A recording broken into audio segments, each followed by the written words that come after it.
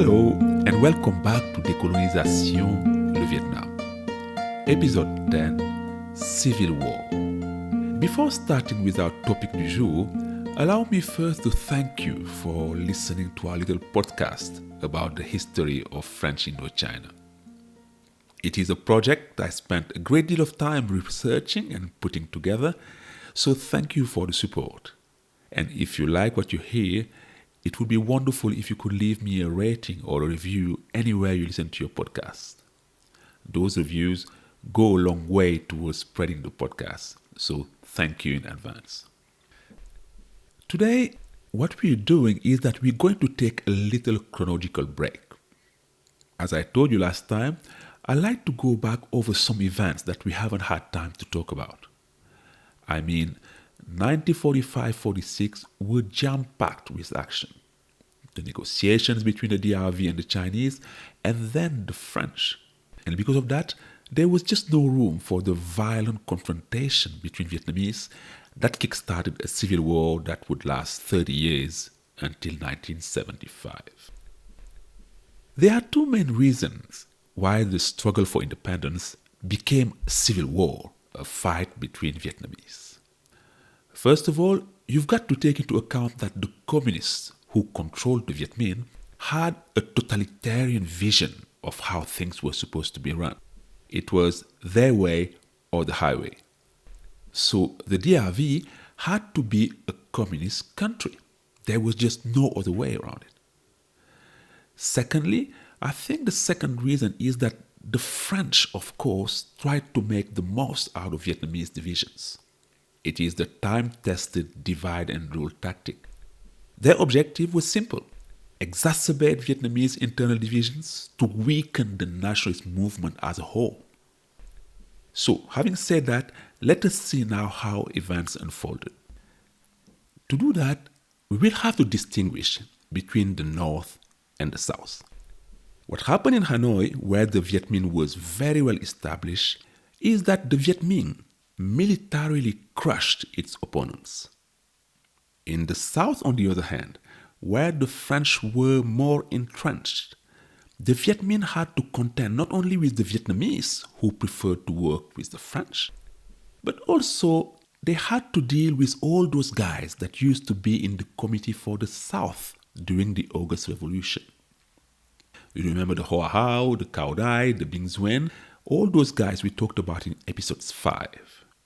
Well, those religious and criminal groups were fiercely independent, and they did not want to toe the Viet Minh line. So, let us start in the South. Well, as we saw in episode 6, in September 1945, General Leclerc's troops landed in Saigon, and by the end of the year, they controlled all the major cities in Cochin, China. The Viet Minh troops were pushed back from the cities and melted into the countryside. Starting in November 1945, though, a new phase of the war began. That was guerrilla.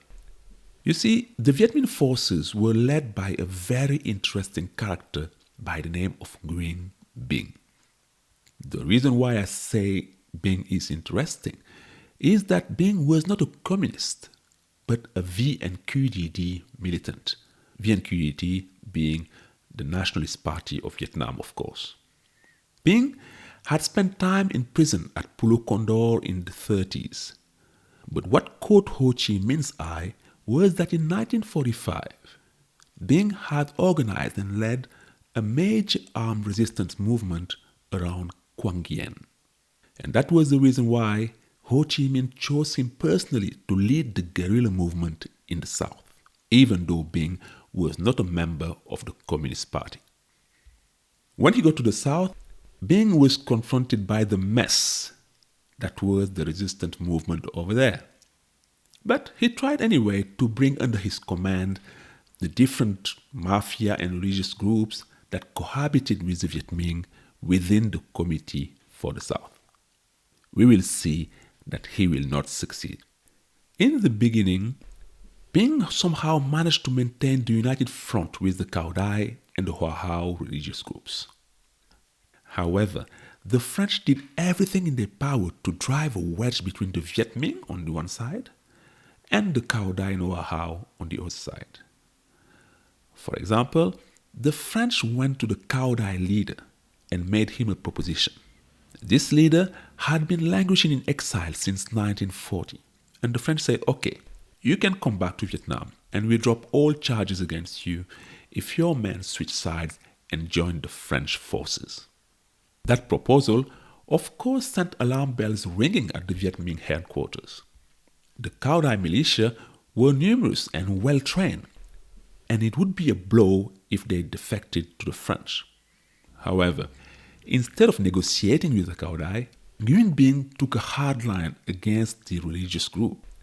What he did was to launch a full assault against the Hoa Hao and Cao Dai bases. The result was a series of clashes and hard-fought battles between the Viet Minh army and the religious forces.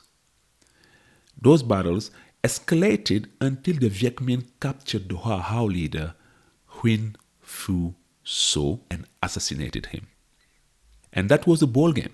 When their leader was killed, the Hoa Hao said, that's it, we are defecting to the French. And a short time after that, the Cao Dai saw what happened to Hoa Hao, so they accepted the French deal. So by 1947, the breakup was complete between the Viet Minh and the two main religious groups whose paramilitary forces were very well implanted in the south.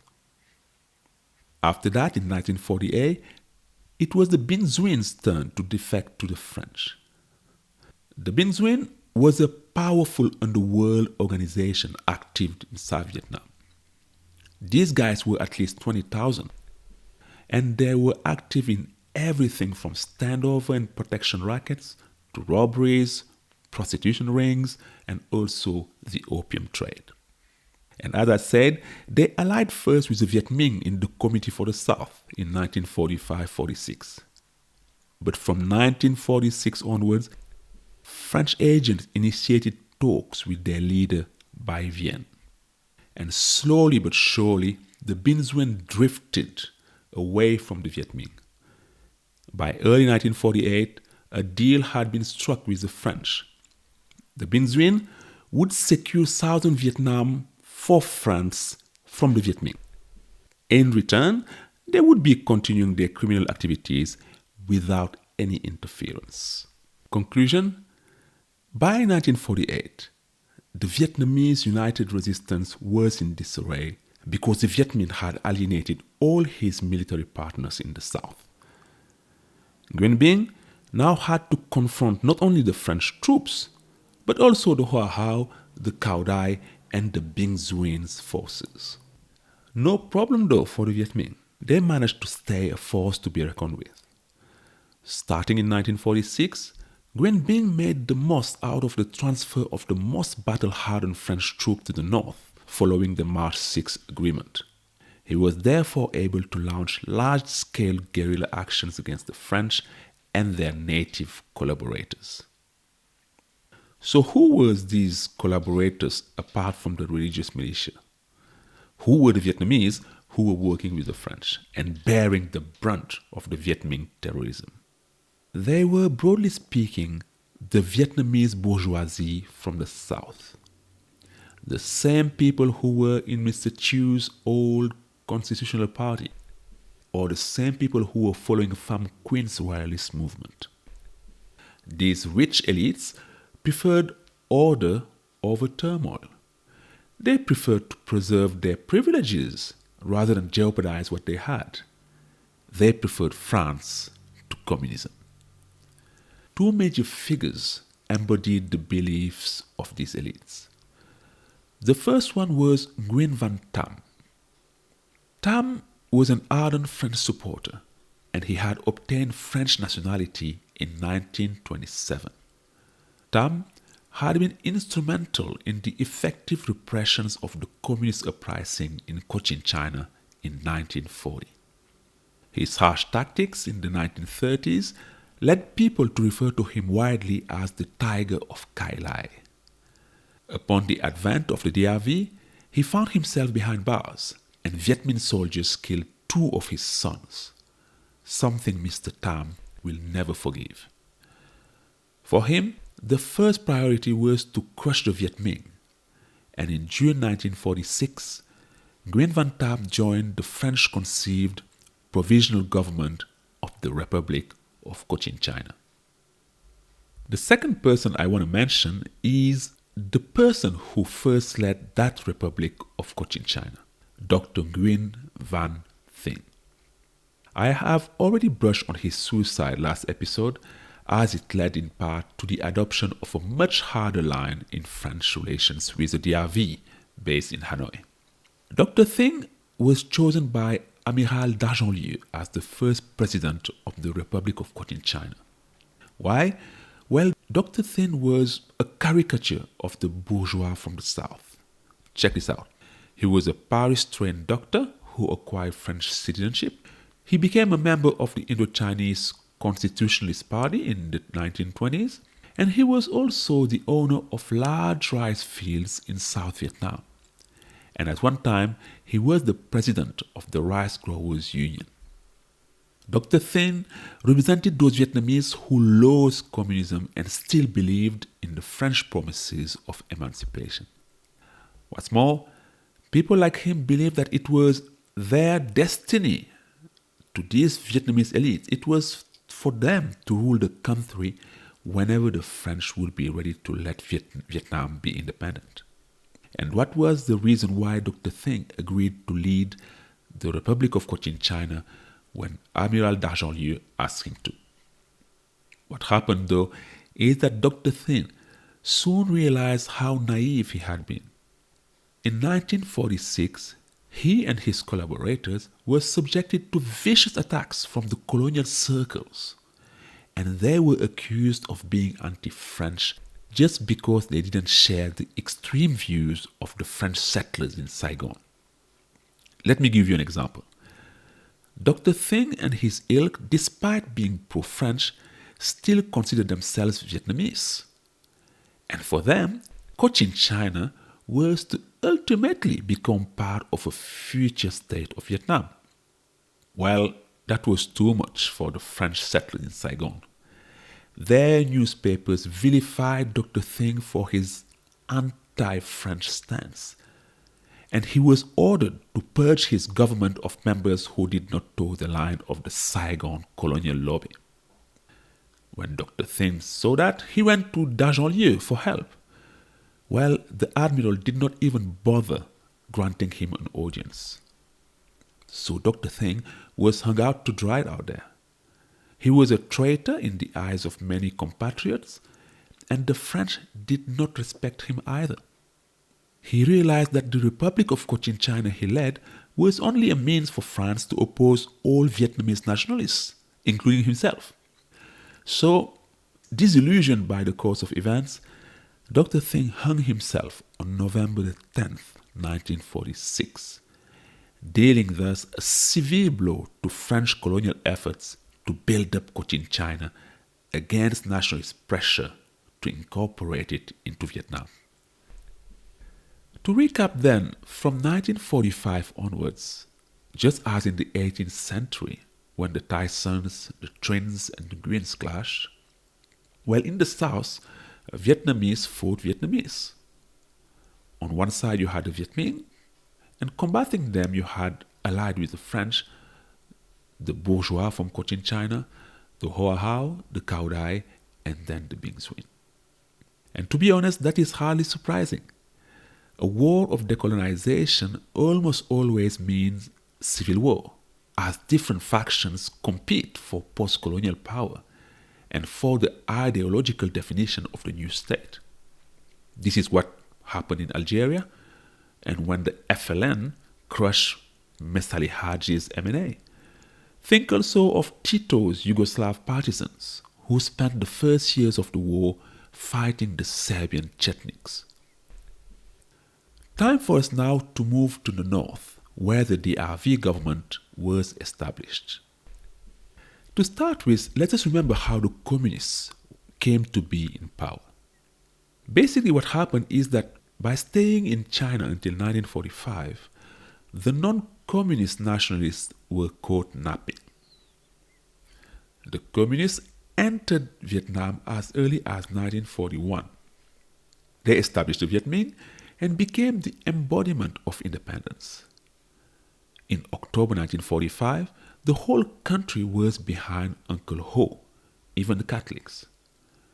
Opposing the Viet Minh was treason, and communist propaganda reactivated the old figures of traitors to the Chinese colonization to discredit any opposition to it. That was when it didn't assassinate them like Mr. Chiu, the old constitutionalists. But then, when the Chinese army entered North Vietnam in September 1945, it threw a spanner in Viet Minh's works. First thing was that the Viet Minh had to restrain its troops now that the Chinese were there. But worse, the Chinese brought back with them the VNQDD and the Dai Viet leaders who came back to Vietnam, like in Ho Chi Minh's words, fleas on a dog. And these political parties, the VNQDD and the Dai Viet, were the main threats to the Viet Minh.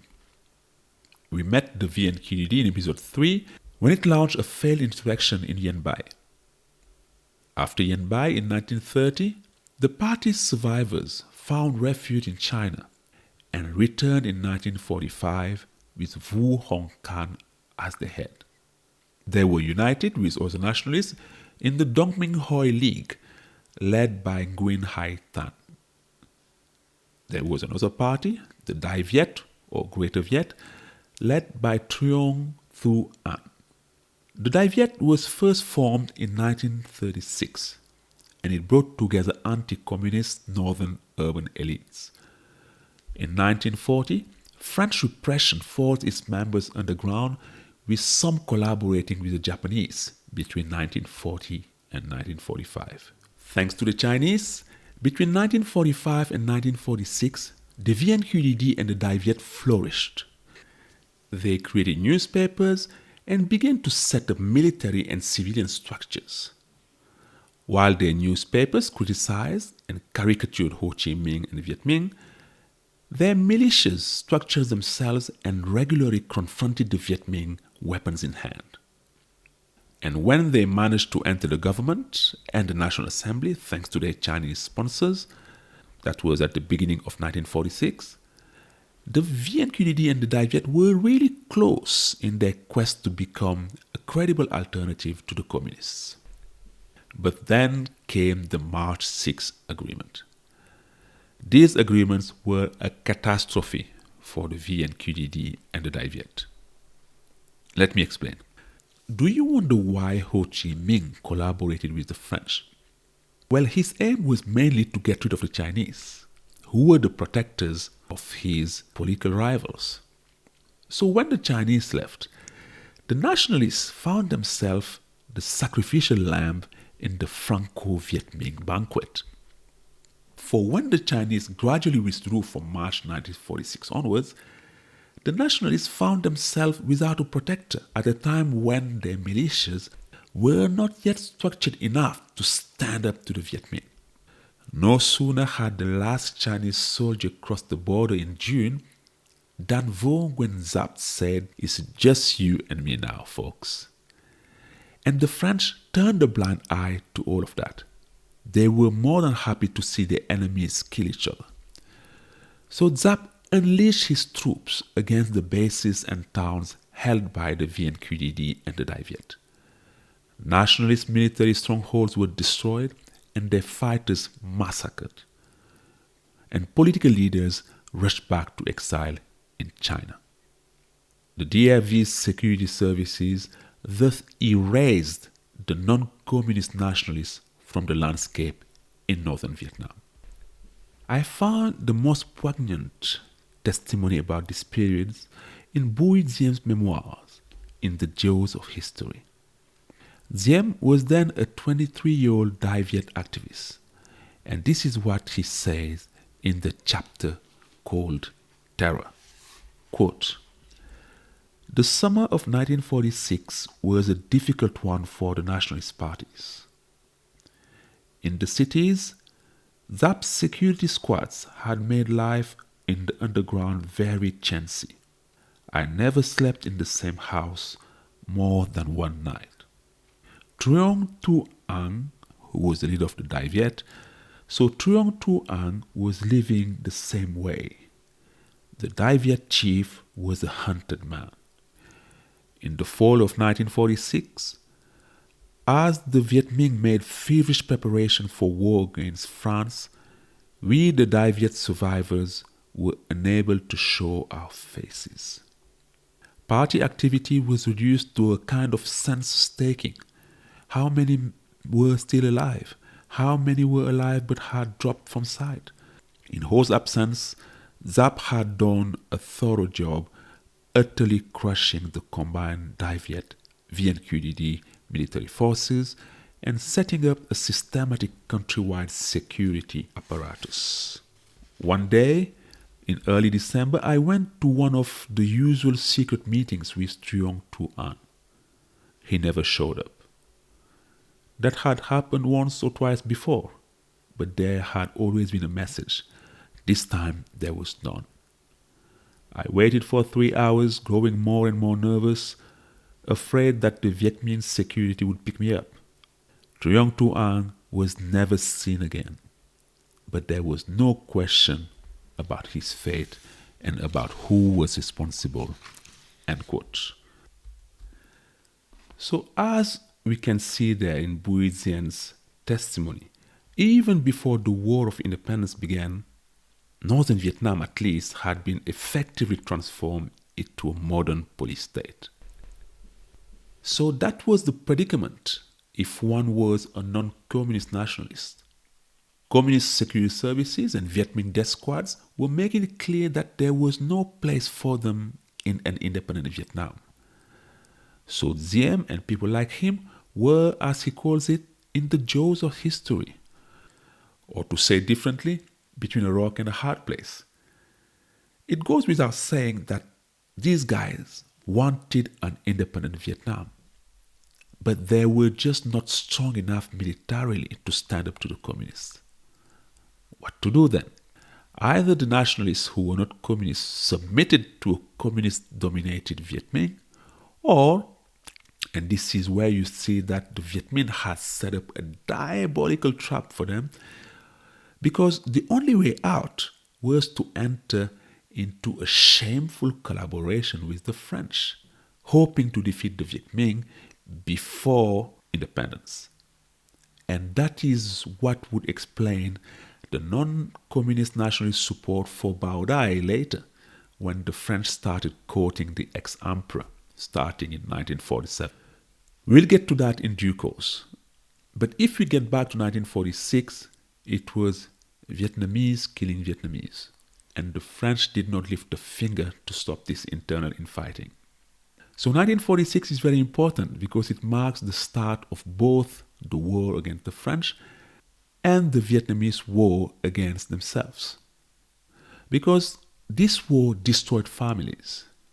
We talked about Mai Elliott's book earlier, for example, but Mai Elliott would not see her sister again for 45 years because that sister joined the Viet Minh in the jungle in 1946, while her Mandarin father stayed in the city to work with the French.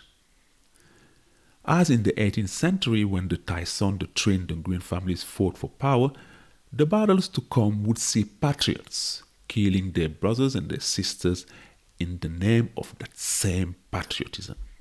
The Viet Minh brutality and intransigence drove non-communist nationalists into the arms of the French. For their part, the French, by denying all autonomy to their allies in the south and allowing the Viet Minh to massacre the Vien Quy and Dai Viet in the north, while the French allowed communist totalitarianism to leave its opponent with only one way out: collaboration with the colonial power. And this is where we leave it today. Next episode, we'll start again. We'll get back to 1946 and see the start of the war against the French. Until then, thank you again and see you next time.